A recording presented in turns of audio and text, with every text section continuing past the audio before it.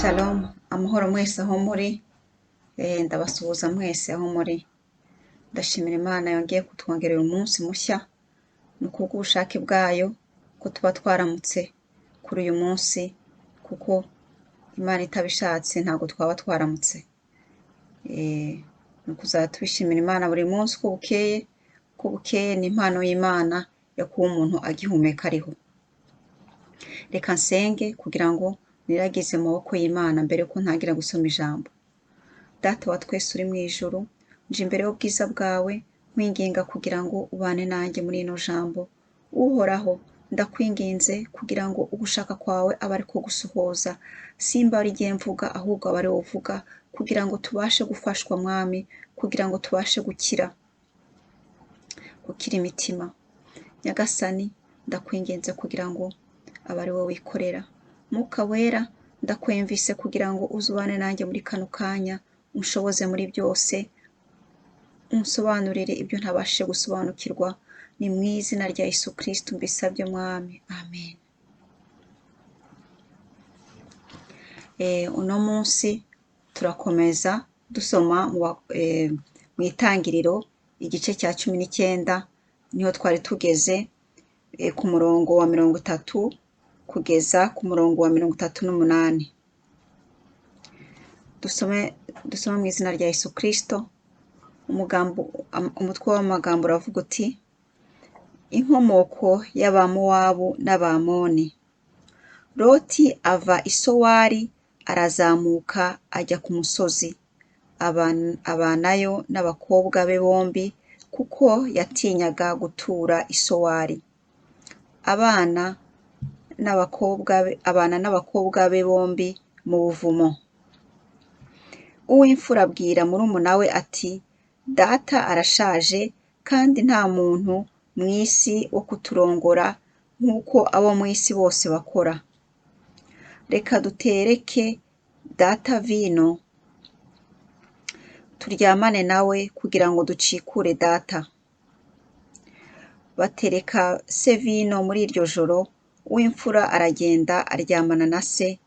Se ntiyamenya ko yaryamye cyangwa ko yabyutse. Bukeye bwaho uw'imfura abwira murumuna we ati: iri joro ryakeye naryamanye na data, twongere tumutereke rino joro, nawe ugende uryamane nawe, tucikure data. N'iryo joro bongera gutereka se, umuto arahaguruka aryamana nawe, se ntiyamenya ko yaryamye cyangwa ko yabyutse. Uko niko abakobwa ba Loti bombi basamye inda za se. Uw'imfura abyara umuhungu amwita Mowabu. Uwo ni we sekuruza w'Abamowabu na bugingo n'ubu. Umuto nawe abyara umuhungu amwita Benami, ari we sekuruza w'Abamoni na bugingo n'ubu.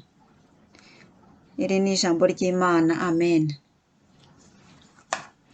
Bene data, ubushize twasomye ukuntu abamarayika bahungishije Loti n'umuryango we, abakobwa be n'umufasha wiwe.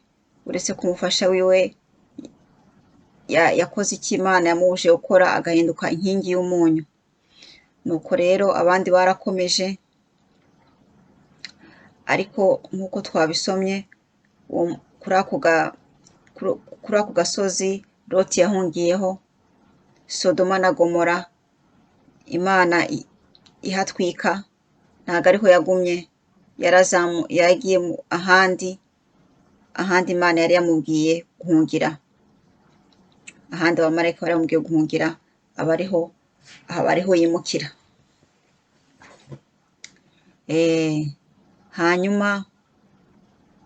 Hanyuma nk'uko twumvise iyi histoire uko irimo gukomeza ivuga, ukuntu abakobwa ba Loti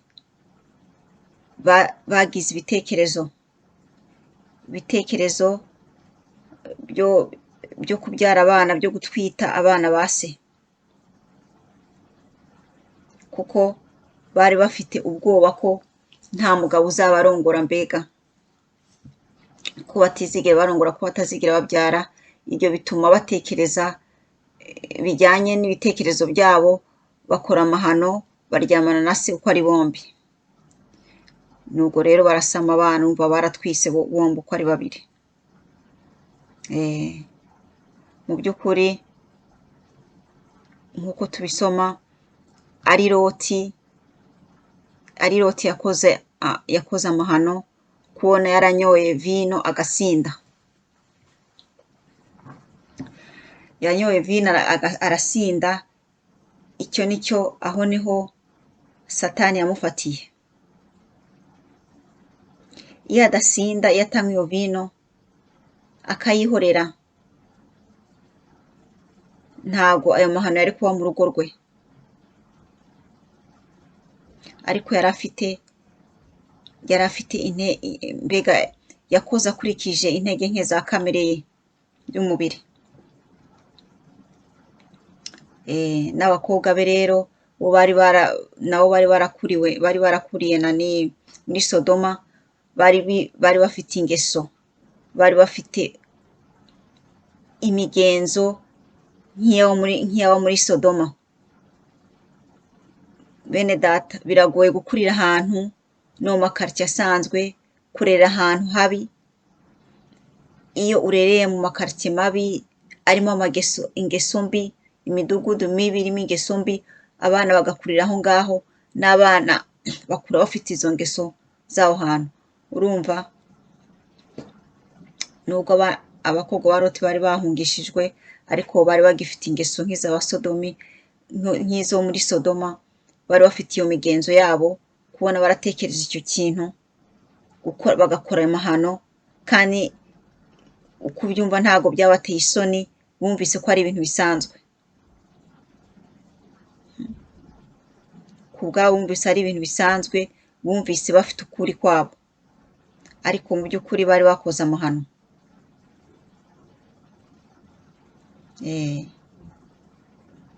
Nko muri isi ya none, icyo twakwigira kuri bariya bantu ni igiki? Icyo twakwigira kuri kino gisomwa ni igiki?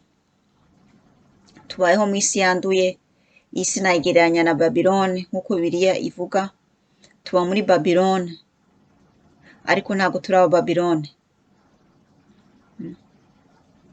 Ntabwo tuba muri Babilone, nubwo tuba muri Babilone, ariko ntabwo dukwiriye kwifata nk'abo muri Babilone. Ntabwo dukwiriye kugendera kuri kamere zacu. Ntabwo dukwiriye kumvira icyo kamere yacu itubwira, ahubwo tugomba kuba ubwoko bw'Imana mu byo dukora, mu byo tuvuga, mu migenzereze yacu ya buri munsi, tugahora tuyoborwa n'Umwuka Wera. Aho ngaho niho tuzabonekera ko turi ubwoko bw'Imana. Aho ngaho niho n'Abababilone, abo twita Abababilone batubaha Imana, badafite Mwuka Wera, aho ngaho niho bazamenyera ko tutari abo muri Babilone, tuba mu isi ariko tutari ab'isi. Bazatumenyera gute? Bazatumenyera hehe? Bazatumenyera ko dufite imico itameze nk'iyabo. Bazatumenyera mu bikorwa byacu, uko twitwara. Hagati ariko uyu muntu ni special kweri. Uyu muntu ntago asa nkatwe. Uyu muntu afite ikintu tudafite. Mbega bifuze kugira amatsiko, bifuze gusa nkatwe, ariko ntago bazifuza gusa nkatwe nta kintu cya special batubonyemo. Ntago bazifuza gusa nkatwe babona dukora nk'ibyo bakora. Hagati abantu bameze nkatwe, nta bisanzwe, ntibagire n'icyo bagutekerezaho cyane. Ariko imico yacu, imigenzo yacu, kuyoborwa n'Umwuka Wera, ibyo nibyo bizatuma abo muri Babilone babona ko turi ubwoko bw'Imana, ko tuba muri iyi si ariko tutari ab'isi. Haleluya, haleluya. Uko Sodoma Imana yayihannye bose ikabamaraho, ni igiki cyatumye Imana imaraho abo muri Sodoma? umuntu abisesenguye, niki cyatumaga, nihe migenzo abo muri Sodoma bari bafite? Ibyo nabyo umuntu yabitekerezaho ku buryo Imana yabazinutswe. Mu by'ukuri abaturage bo muri Sodoma ntabwo bari bafite umwuka wera muri bo, ntabwo bayoborwaga n'umwuka wera, ahubwo bayoborwaga na kamere yabo, bayoborwaga bakoraga imirimo ya kamere. Rero dusomye mu Bagalatiya 5, muze kuhasoma hose uko havuga ukuntu imirimo ya kamere imeze. Imirimo ya kamere ni iyihe? Imirimo ya kamere nk'uko babivuga mu Bagalatiya 5, hari ugusambana, gukora ibiteye isoni n'iby'isoni nke. Ibyo ngibyo nibyo abakobwa ba Loti bakoze. Bakoze ibiteye isoni n'iby'isoni nke no gusambana.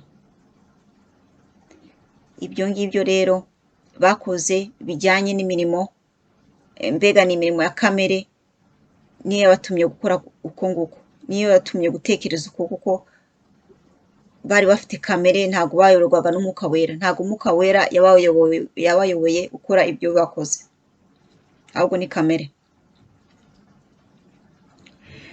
Bakongera bakavuga imirimo ya kamere ni ugusenga ibishushanyo. Gusenga ibishushanyo murabizi namwe, no muri iyi ya none hari benshi bagisenga ibishushanyo, hari benshi bibariza ibishushanyo, bakabishushanya, bakabicapa neza, bakabibumba, barangiza bakabisenga. Ibyo ngibyo ni imirimo ya kamere Imana yanga urunuka. Turagenda tuvuga kimwe kimwe muri iyo mirimo ya kamere Imana yatumye izinukwa abaturage bo muri Sodoma. Ni ibi ngibi bakoraga. Icya gatatu ni ukuroga. Kuroga, abarozi murabazi uko bimeze. Umurozi akakuroga kuko nyine yakwanze, umuntu akaroga undi kuko yamwanze, ko yamugiriye ishyari, amufitiye urwango, amugiriye ishyari, akavuga ati wowe ahubwo, mbega akifuza ati cyangwa ukanavaho, ugapfa ukavaho. Hari n'ushobora guhemukirwa akababara cyane, akifuza kwihora, akavuga ati ikintu nakora cyatuma nduhuka umutima ni uko uriya muntu namwica akavaho, ni uko namuroga akavaho, nicyo kintu cyatuma nduhuka umutima. Urumva kuroga? Cyangwa se abakozi ba Satani nyine akaroga kuko nta mwuka wera afite, nyine akaroga uwo abonye akamuroga, ko abakoreshwa n'umwuka wa Satani nyine. Icya kane bavuga mu Bagalatiya 5 ni ukwangana, urwango. Iyi si yuzuyemo urwango, iyi si yuzuyemo urwango.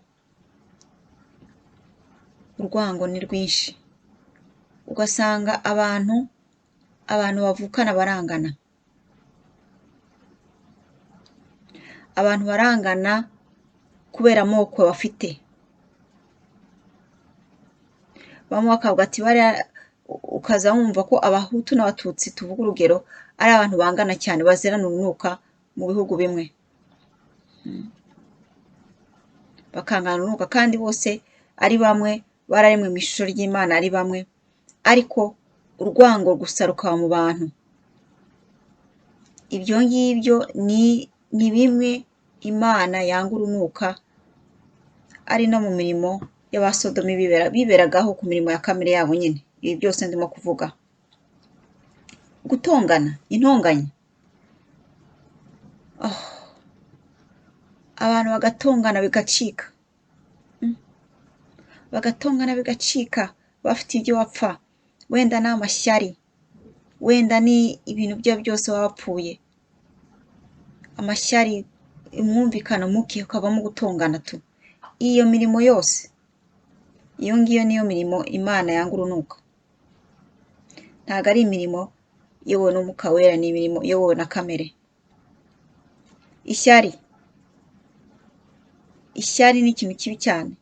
Ishyari ryo kubona mugenzi wawe amerewe neza ukamugirira ishyari, ukamugirira ishyari ku kintu wabonye afite udafite, icyo kikagutera kumugirira ishyari ukaba wanamuroga. Benshi baroga abandi kubera amashyari.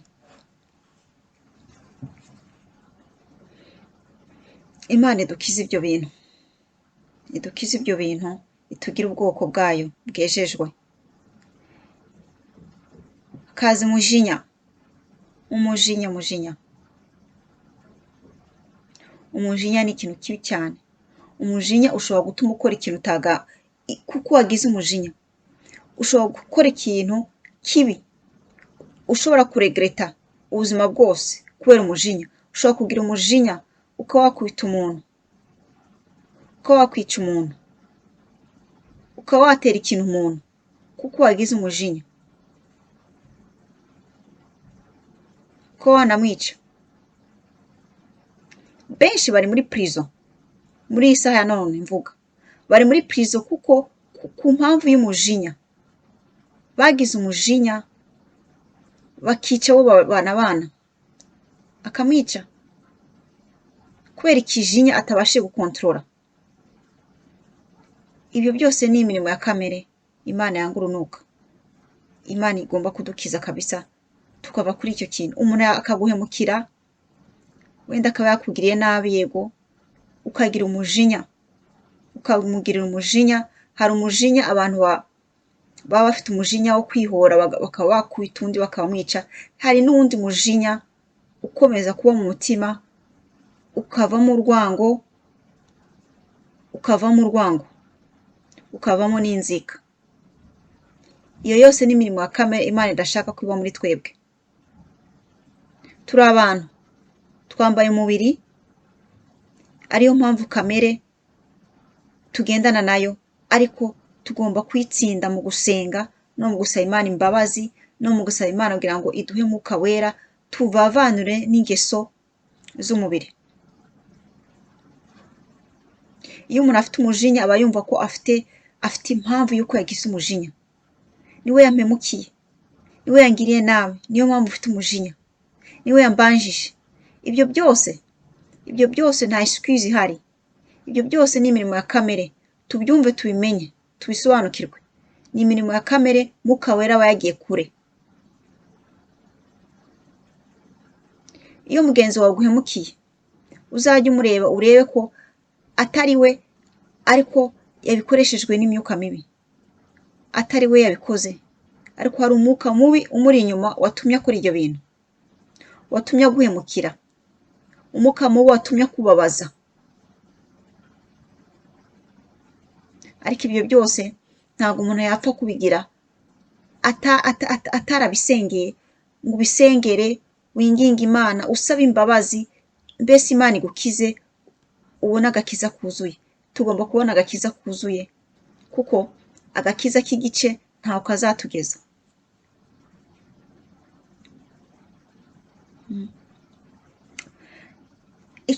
Ikindi rero hakaza ikindi cyitwa amahane.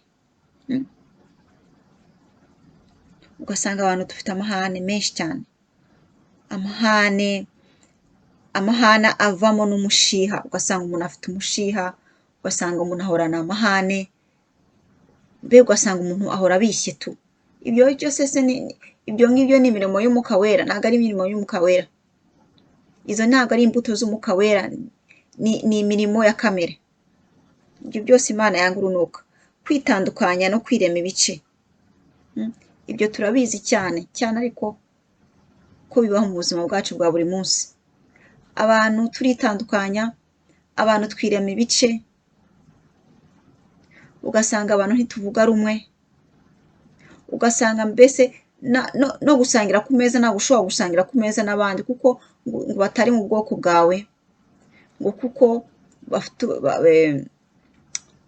kuko bafite mbega batari muri groupe urimo, mbega kwirema uduce n'ibiki byose. Ibi byose Imana ibyanga urunuka.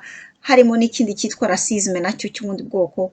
Imana idufashe idukize izo ngeso zose z'ikuzimu mu izina rya Yesu Kristo, tuba ubwoko bwejejwe, ubwoko bw'Imana yishimira. Kugomanwa se, kugomanwa harimo kwiyenza. Iyo umuntu afite urugomo yiyenza ku muntu atacyo yamugize, ugasanga umuntu yiyengeje ku wundi ntacyo yamugize kubera urugomo afite, akaba yamuhemukira, akaba yamwiba utwo afite, akavuga ati zana ibyo ufite ndabishaka, nutabikora ndakwica, nutarabikora ndagukorera nabi. Ibyo byose ni urugomo, urugomo rw'ikuzimu, urugomo rwa Satani, ubwibone. Hakabaho n'ikindi cyitwa gusinda. Gusinda nibyo byatumye Loti amahano ataha mu rugo rwe. Loti yanyoye umuvinyo mwinshi arasinda, rero yikururira ibyago mu rugo rwe atanazi. Uwiteka tubabarire, adukize ubusinzi. Ahantu hari ugasindwe ntago Umwuka Wera aba ahari, nk'uko turimo kubisoma. Iyi ngiyi ni imirimo ya kamere, ntago ari imbuto z'Umwuka Wera. Ibi ngibi byose ndimo kuvuga ni imirimo ya kamere, ntago ari imbuto z'Umwuka Wera. Ibiganiro bibi n'ibindi bisa bityo.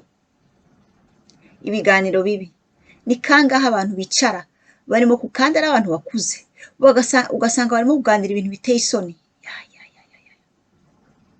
kandi bagaseka cyane bakanezerwa bakishima, barimo kuvuga ibintu biteye isoni, ibiganiro biteye isoni. Sindinde kubivuga kuko murabizi, muri abantu bakuru. Ibiganiro bidahesha Imana icyubahiro, kandi ibyo bintu bakabikundanira. Kuvuga abandi nabi, gusebanya n'ibindi byinshi nk'ibyo, ibijambo biteye isoni, ibyo byose Imana ibyanga urunuka. Ngo abakora ibisa bityo ntibazaragwa ubwami bw'Imana.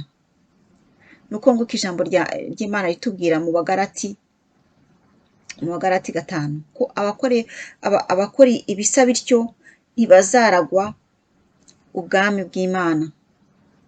Imana idufashe kurwana intambara yo mu mwuka, idufashe cyane bavandimwe.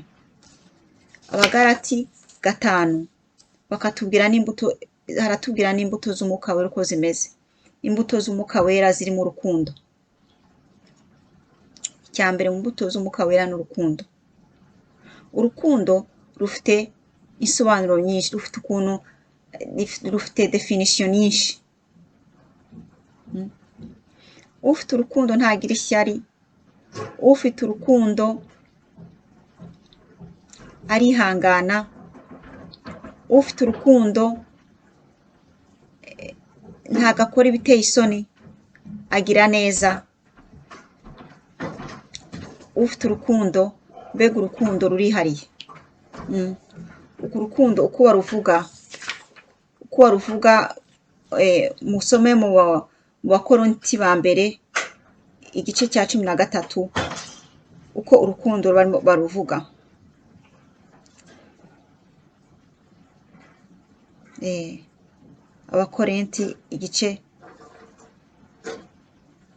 Abakorinti ba mbere igice cya 13.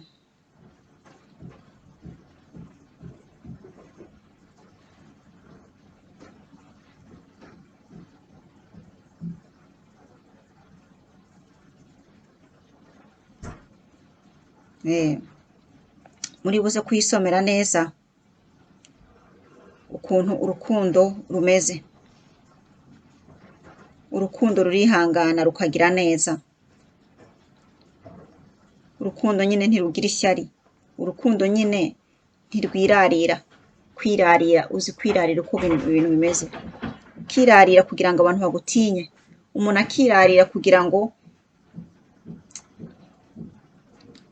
mbega kwirarira birimo no kubeshya, ni ukubeshya. kuvuga icyo utari, kubeshya icyo utari, kwihimbaza. Ntirwihimbaza, urukundo ntabwo rwihimbaza. Urukundo kwihimbaza navuga ko binyuranywe no kwicisha bugufi. Iyo umuntu yirata akavuga ati jye ndi igitangaza, jye nzi gukora biriya, jyewe ndi igitangaza, mbega umuntu akitaka. Ahubwo twavuma tureka abandi bakadutaka aho kugira ngo twitake twebwe. Iyo umuntu yitaka akikuririza ntabwo aba afite urukundo uru nguru rw'imbuto ya Mwuka Wera. Urukundo ntirushaka ibyarwo. Urukundo nyine, iyo umuntu afite urukundo aba ashaka areba inyungu z'abandi nabo. Ukaba ushaka gufasha abandi, ukaba udafite ukwikunda, kuko hari kamere muntu yacu iba ishaka ko twikunda. Ikintu cyose jyewe. Ugasanga sije zose ni wowe, jyewe. No mu bikorwa ukora ni jyewe. Mana, ibyo ngibyo ntabwo biri mu rukundo. Urukundo rushaka inyungu z'abandi nazo. Urukundo ntiruhutiraho. Guhubuka ntabwo ari urukundo. Ntabwo ari urukundo guhubuka.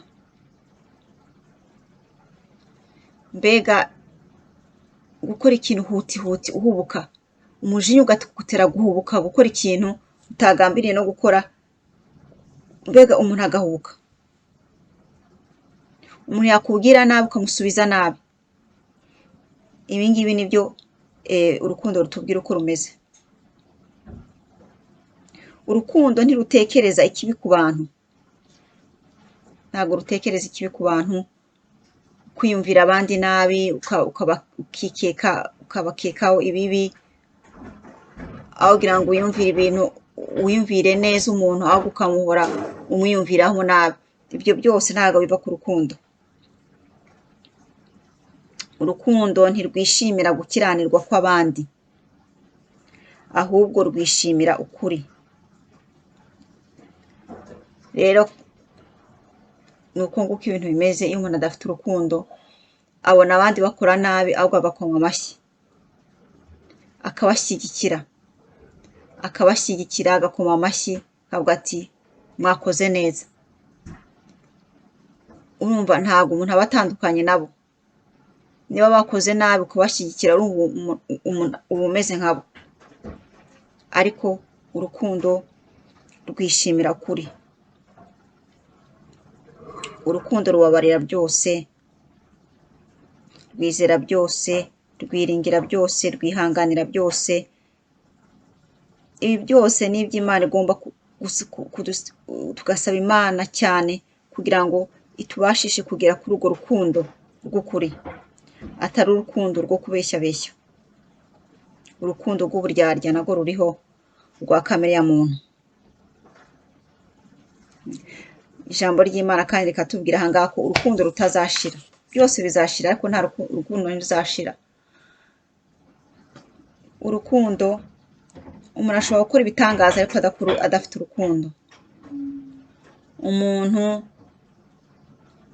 ashobora gutanga ibyo byose ariko nta rukundo afite. Ibyo rero byose nta kamaro bifite. Niba dukoze ikintu tugikora nta rukundo, nta rukundo dufite, no kubikora nta n'akamaro gahari, kuko ntabwo Imana ibibara. Ntabwo Imana ibara iyo neza twakoze iyo tutayikoranye urukundo. Biba bibaye imfabusa. Uwiteka dufashe. Imbuto z'Umwuka Wera rero hakabaho n'amahoro. Amahoro.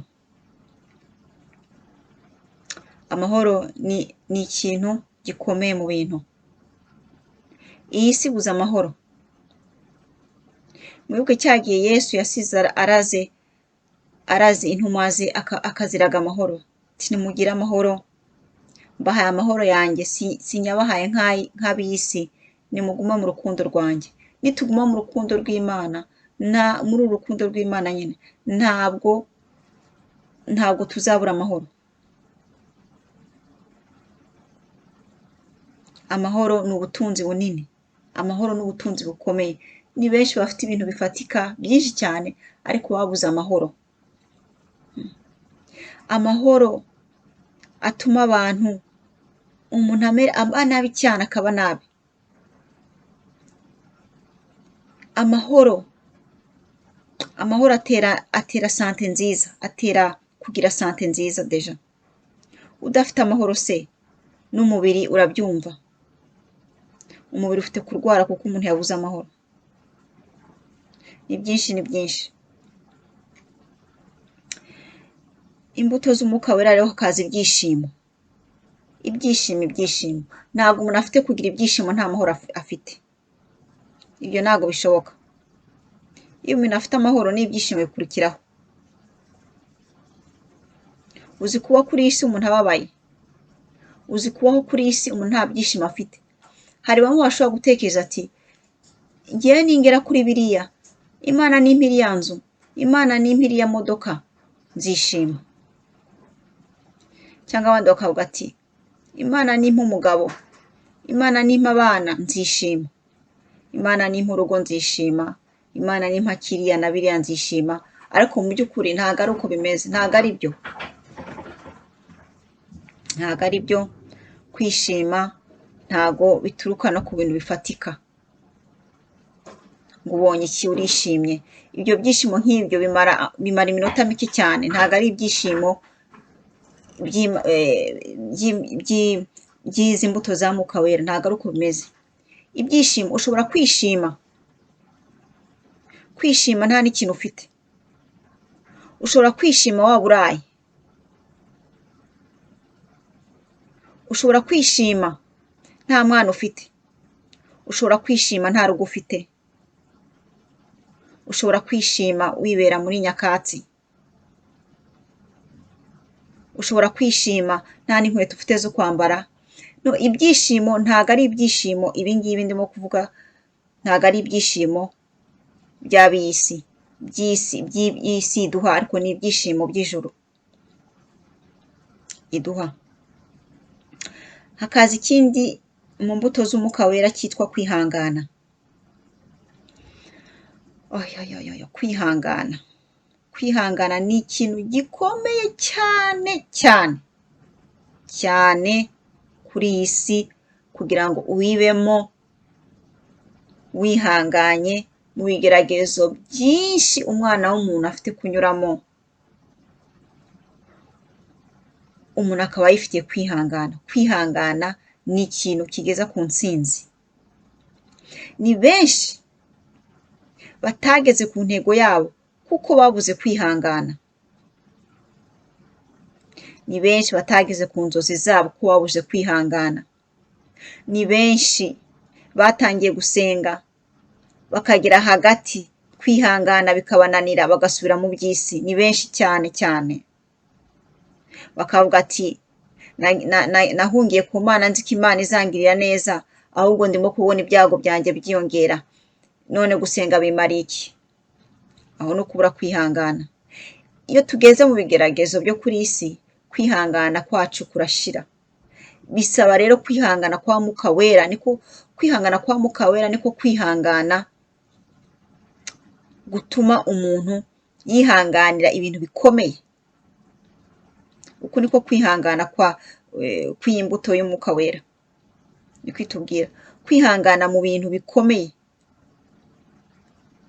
Uri umurwayi ukihangana ukavuga ati Imana izankiza. Ugasenga Imana yawe ukavuga ati Imana irahari izankiza. Cyangwa ikintu icyo ari cyose ukamenya kukihanganira, ikintu kidasobanutse, ikintu kidafututse. Kwihangana, kutihangana ariko kwatumye abantu benshi biyahura. Umuntu akiyahura pe, kuko yabuze kwihangana, kuko yabonye ikibazo kingana nk'umusozi agahitamo kwiyahura kuko byamubereye byinshi. Ibyo byose mu gihe biyahura kuko badafite kwihangana, nuko nyine ntago nyine baba bafite kwihangana, ntago baba bafite imbuto y'umwuka wera yitwa kwihangana, kandi itangwa n'Imana. Ikindi cya gatanu cyitwa kwirinda. kwirinda kuri iyi si twirinda gute ko hari ibintu byinshi bifite kutugusha, hari ibintu byinshi biteye ubwoba ahubwo no kwitekerezaho. Kwirinda, twirinda dute? Ese turagendana n'iby'isi n'ibigezweho? Ese ni ibiki tureba muri televiziyo? Ni ibiki tureba mu mateleviziyo yacu? Ni ibiki twumva mu maradiyo yacu? Ni iyihe miziki tubyina? Twirinda dute? Ni gute twirinda ibyaha muri iyi si? Ubwo ubona abandi banywa inzoga, wayirinda gute ari inshuti zawe? Wayirinda gute kandi nawe ukunze izo nzoga? Ukabona barazinywa bikakunira kwihangana no kwirinda, ugahita uvuga ati reka nongere nsomeho. Tugomba kwirinda ibyaha bavandimwe, tugomba kwirinda ibyaha. Ibitugusha ni byinshi, ibituma tutirinda ni byinshi. Niyo mpamvu iyi ngiyi ari imbuto y'umwuka wera. Umuntu ufite kwirinda mu bintu bikomeye, akirinda icyaha, kwirinda icyaha. Ngo ijambo ry'Imana ratubwira ati amaso ijisho ryawe ry'iburyo nirigucumuza wapfa umurinogora, aho kugira ngo winjirane amaso yawe abiri muri gehinomu. Ukuboko kwawe amaso bega, ukuboko kwawe nako nikugucumuza wapfa umugukata, aho kugira ngo winjirana amaboko abiri muri gehinomu.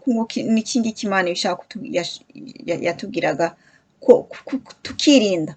Niba ubona ko hari ikintu kigucumuza, niba ubona ko hari ikintu kikujyana mu byaha, ukirinde kugira ngo udacumura ku Mana.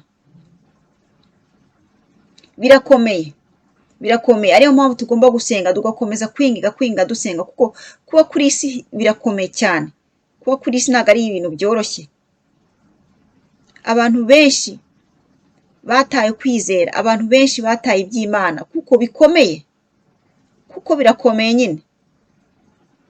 Ariko ngo ibinanira abana b'abantu Imana irabishobora. Iyo dusenze kandi tugakomeza twubaha Imana, Imana ibitugezaho. Ariko kwihangana no kwirinda ibintu byaratunaniye, byananiye abantu benshi bari kuri isi. Niyo mpamvu inzira yo mu ijuru ari inzira nto cyane, abantu benshi bifuje kwinjiramo ariko ntibabibashe, kubera nyine bigoye kwihangana, kuko nyine bikomeye kwirinda. Uwiteka atubabarire kabisa. Ko kubaho kuri iyi si ntabwo ari imyaka myinshi. N'abahe imyaka 100 ni benshi muri generasiyo yacu babayeho kandi bafite imyaka 100, ariko abo ni abagiriwe amahirwe. Deja n'imyaka 100 ntabwo ari myinshi. Mutekereze rero ahantu tuzabaho eternite na eternite, aho ngaho umuntu yahakorera gute? Kangaha iyi subiro ye twayijemo kugira ngo twitegure, twayijemo kugira ngo duhitemo, dukore amahitamo. Hakabaho indi mbuto yitwa kugira neza. Bavandimwe, ni bangahe tugirira neza kuri iyi si? Tugirira neza bagenzi bacu? Tugirira neza abababaye? Tugira neza tubishoboye? Cyangwa se turirengagiza? Cyangwa se turikunda? Kugira neza ni imbuto y'umwuka wera. Ni imbuto y'umwuka wera ikomeye cyane. Kugira neza. Iyo umuntu akugiriye neza, wishima ute? Urishima cyane, birakunezeza. Iyo umuntu angiriye neza ndanezerwa. Ariko se jyewe wongirira neza ninde? Ko kugira neza birimo n'impuhwe. Kugirira impuhwe mugenzi wawe ukamugirira neza. Kugira neza n'impuhwe ni ibintu bigendana. Imana iduha imbabazi n'impuhwe mu mitima yacu, iduhe kwitwararika abandi. Urukundo, ingeso nziza, ingeso nziza ni ibintu by'agaciro kanini. N'abafite ingeso nziza baba badasa nk'abandi. Abantu duhura nabo ukabona umuntu afite ingeso nziza. Ingeso nziza. Ingeso nziza zituma umuntu agira igikundiro ku bantu bose ahuye nabo, kuko aba yifitiye ingeso nziza. Ariko kumva umuntu bavuga ati uriya muntu agira ingeso mbi, kubona abantu babyatuza akanwa bakabivuga ati uriya muntu agira ingeso mbi. Oya, Imana idufashe abantu ntibakatuvuge gutyo, ahubwo abantu bazajya bavuga ati uriya muntu agira ingeso nziza. Uzajya umenya abantu nibakubwira ko ufite ingeso nziza, uzajya umenya ko ufite imbuto y'Umwuka Wera muri wowe. Imana idufashe kugira ingeso nziza, kwitwara neza, kwitwara nk'abana b'umwami, kugwa neza. Kugwa neza ni ikintu cyiza cyane. Umuntu yivugira neza, umuntu kugwa neza biruhura umutima. Kugwa neza biruhura imitima abandi, ukamubwira amajambo meza ari mu rukundo. Ibyo bituma n'uwari urwaye, n'uwari ufite indwara afite gukira, kuko wamugushije neza. Kugwa neza birimo amavuta. Kugwa neza bizana amahoro menshi, bitera amahoro menshi. Mu gifaransa bavuga ati ni douceur. Umuntu ari doux, umuntu afite douceur, uri doux cyangwa ukaba douce, ni ibintu byiza cyane. Ni ukuri Imana idufashe iduhe izo mbuto zose z'Umwuka Wera, iduhe no kugwa neza, iduhe iyo douceur, kuko abana b'Imana bagomba kurangwa n'icyo kintu, kugwa neza. Haleluya, haleluya. Ikindi cya nyuma cyitwa gukiranuka. Gukiranuka no kuba umunyakuri biragendana. Iyo uri umunyakuri mu bintu byose, gukiranuka. Iyo wubaha Imana, ukagendana n'Imana yawe wicishe bugufiya, ukayubaha, ukaba umunyakuri, uba uri umukiranutsi. Imana idufashe kuba ubwoko bwayo, iturinde ingeso mbi za kamere, iduhe imbuto z'Umwuka Wera, tumere imbuto nyinshi z'Umwuka Wera, kuko aribwo bugombe bwa Data.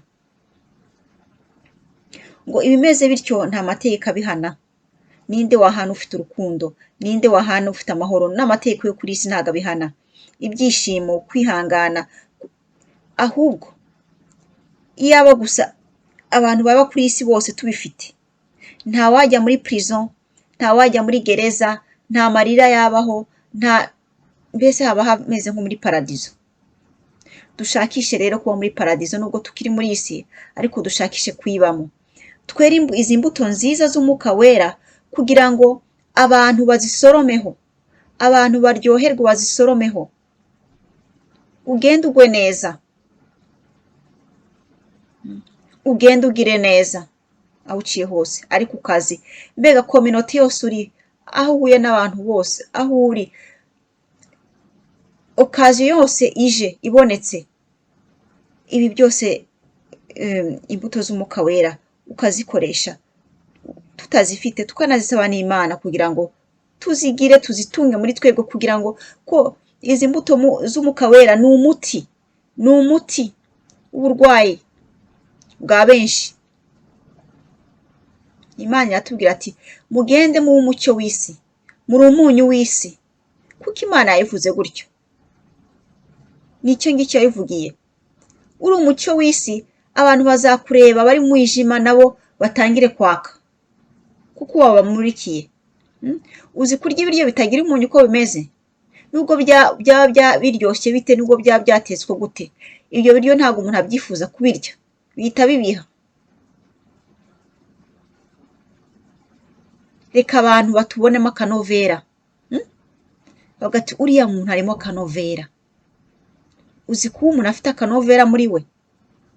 Nk'uko ushobora kurya ikintu ukumva kirimo akanovera, ukarya ikintu ikiryo wenda dufate urugero nka gato, umuntu akaguha gato irimo akanovera, urayirya unezerewe cyane. Natwe reka tuba akanovera k'isi, ku buryo abantu bazajya batubona bagakira indwara z'umutima, ndetse bakanakira n'uburwayi bwo mu mubiri, kuko hari benshi barwaye mu mubiri kuko babuze urumuri,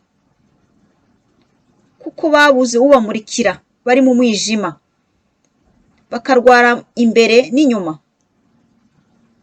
Ni ukuri nuko bimeze, ibyo mbabwira ni ukuri. Duhumurize abarwayi, ababishoboye bajye gusura abarwayi, tubasengere. Imana izaduhezagira, tuzaba ubwoko bw'Imana yishimiye, kandi n'ijuru tuzariragwa. Bavandimwe, nizere ko mwahezage nk'uko mpezagiwe. Imana ikomeze ibaganirize kuri aya majambo akomeye, Mwuka Wera akomeze abaganirize. Ni ukuri tuve mu rwego rumwe tujya mu rundi. Uwiteka azishima.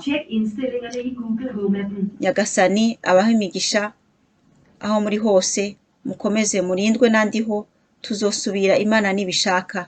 Shalom shalom.